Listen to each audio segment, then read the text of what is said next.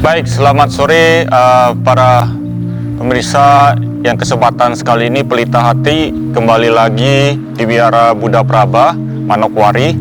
Dan pada kesempatan ini izinkan saya sebelumnya saya perkenalkan nama, yaitu Upasaka Pandita Hendry. Dan topik yang pada kesempatan sore hari ini kita berbicara mengenai bagaimana kita melakukan manajemen diri dan manajemen hati. Sebelumnya saya mengutip seperti biasa, ini kita Dharmapada, ini ayat 85. Saya akan bacakan. Apakah te manusesu ye cena parigamino atayang itara paja tirang ewanu dawati. Di antara manusia sedikit sekali orang-orang yang pergi ke pantai seberang. Orang-orang yang lainnya hanya hilir mudik di pantai sini saja. Nah, jadi dari arti yang kita lihat di sini bahwa sedikit sekali manusia yang bisa mencapai pantai seberang. Kalau kita ibaratkan dari sini kita menuju ke pantai Mansinam itu hanya sedikit sekali yang bisa menuju ke sana, ya. Yang lainnya masih di tepi-tepi sini yang hanya baru berpikir bagaimana cara mencapai ke seberang sana.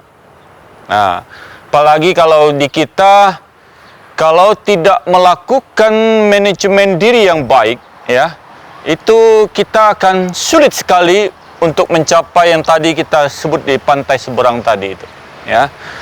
Nah, jadi para pemirsa yang berbahagia, jadi di samping hal yang poin urgensinya itu, kita umat Buddha pada umumnya selalu menitik beratkan adanya di pikiran, ya. Jadi di dalam ayat Dharmapada ini juga disampaikan bahwa pikiran inilah dia membentuk kita. Jadi kalau kita pikirannya baik, maka kebahagiaan yang selalu akan mengikuti kita. Sebaliknya, kalau pikiran kita arah yang istilahnya ke arah perbuatan yang buruk, maka itu akan mendatangkan bayang-bayang penderitaan yang selalu mengikuti kita.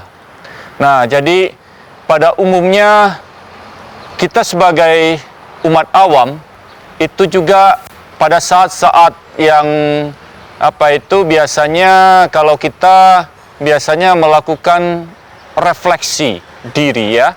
Jadi dalam artian refleksi itu seperti kalau istilah umum itu refleksi itu kan kayak memantulkan gambaran, ya.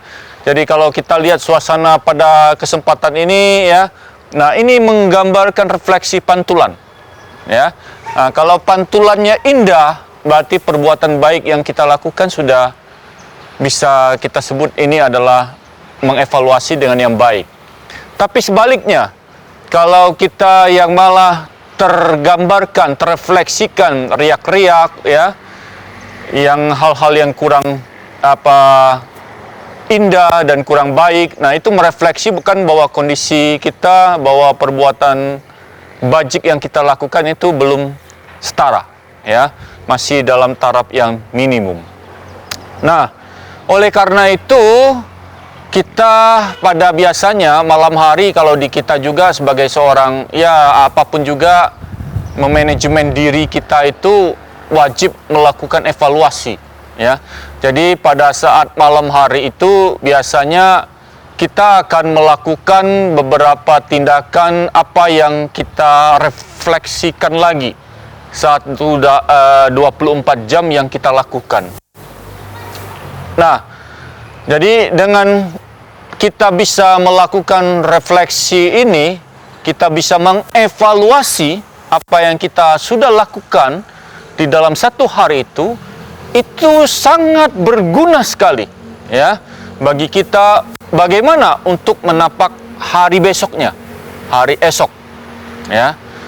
Nah, yang jadi permasalahan di kita ini kadangkala kita sulit masih melakukan manajemen waktu kita, ya. kadangkala kita itu malah diburu-buru waktu, ya. Jadi memang kadangkala kita masih sulit, ya. Seperti kita juga kadang pekerjaan yang selalu menumpuk kiri kanan, kadangkala jangankan begitu, makan saja kita sampai lupa kadangkala, ya. Sampai jam waktu yang seharusnya jam 12 kita makan, tiba-tiba waktu makan sudah lewat, saking aksiknya kerja jam 2 sampai jam 3 atau mungkin sore baru kita makan. Nah, ini akan membahayakan sendiri sebenarnya kita punya kondisi fisik kita, ya. Sehingga penyakit mah atau GERD dan lain-lain itu bisa nanti mengantuin kita sendiri. Nah, jadi kita harusnya base-nya adalah waktu, ya. Jadi waktu yang sudah kita kondisikan itu harus betul-betul kita jaga, ya, kita pertahankan. Nah, itu yang dikatakan bagaimana bisa melakukan manajemen waktu itu secara efektif dan efisien, ya. Jika seandainya kita masih belum bisa, jadi kita yang diatur oleh waktu, nah ini harus menjadi pertanyaan besar, ya. Berarti kita masih belum bisa melakukan manajemen waktu itu dengan baik. Nah, oleh karena itulah pada kesempatan ini saya berusaha memberikan pengarahan bagaimana kita caranya agar bisa melakukan manajemen waktu itu yang baik, ya. Nah, tadi disebutkan bahwa memang kita ini yang menjadi kendali kita ini adalah pikiran kita tadi, ya. Nah, yang namanya kendali pikiran ini sangat penting sekali, Bapak, Ibu, dan saudara-saudari sahabat terkasih Dharma yang berbahagia. Kenapa? Karena kalau kita ini ibaratnya waktu satu hari 24 jam, ya. Tapi kalau di breakdown lagi bisa 1 jam itu 60 menit, ya. Lebih kecil lagi itu adalah bisa lagi menjadi detik, ya. Oke. Ya, jadi hal tersebut kalau kita ibaratkan tadi, kalau kita atur waktu di dalam jam, sebenarnya masih bisa kita mengatur waktu lagi di dalam menit sampai kita perincikan sampai ke detik, ya. Nah, kalau di umat Buddha kita sebenarnya ada hal yang unik bahwa di dalam kasana detik itu, di dalam pikiran itu kami bisa di dalam tahapan meditasi itu bisa sampai di 1/45 kesana detik. Ada per secondnya lagi, ya. Jadi betul-betul kecepatan pikiran itu melampauin, ya. Jadi waktu. Nah, inilah biasanya kalau di dunia orang masih mengenal 3 dimensi, ya. Nah, 4 dimensi itu adalah pikiran. Pikiran inilah yang bisa menembus waktu, ya. Jadi para meditator, para yoga, mereka memproseskan proses pikirannya itu dengan luar biasa sekali, ya, sehingga mereka bisa mentransformasi, ya. Nah, jadi pikiran ini adalah yang sangat diperhatikan.